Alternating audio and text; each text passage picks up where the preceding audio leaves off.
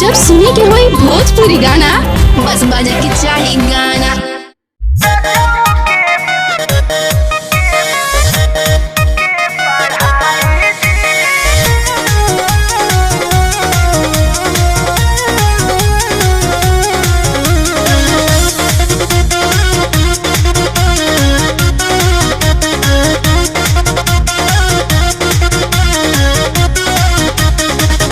खेती किसानी जानी पियब से कराई जी अम्मा जी।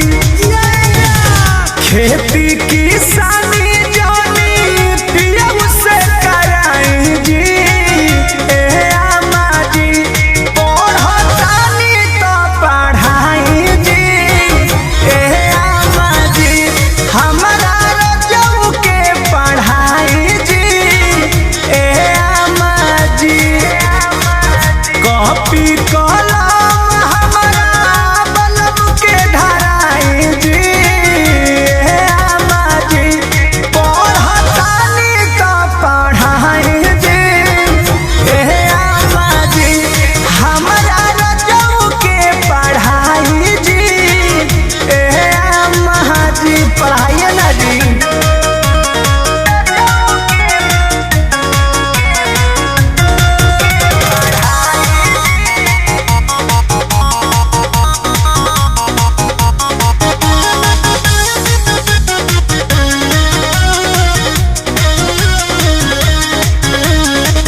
देवरू से भले डहलावाइले हब बिया जी।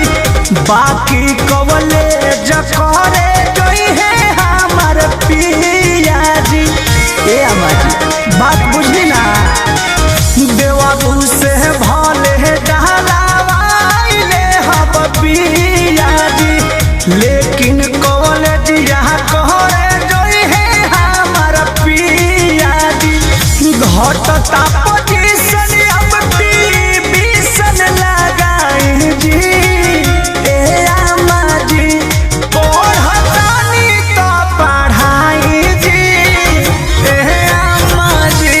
हमरा रजऊ के पढ़ाई जी अम्मा जी।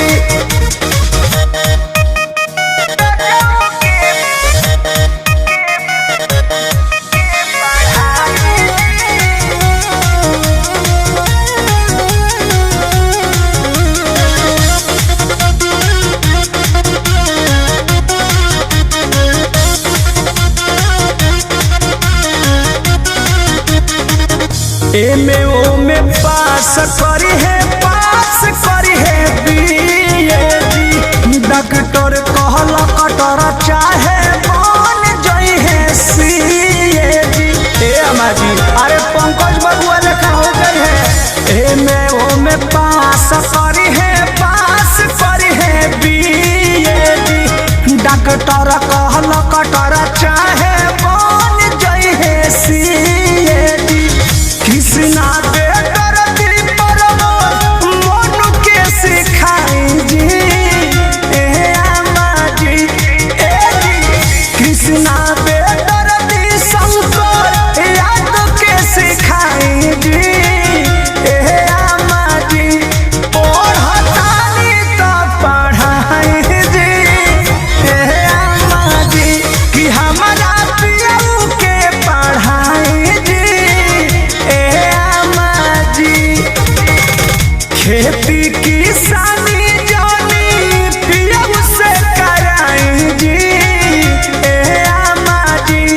पढ़तानी तो पढ़ाई जी अम्मा जी।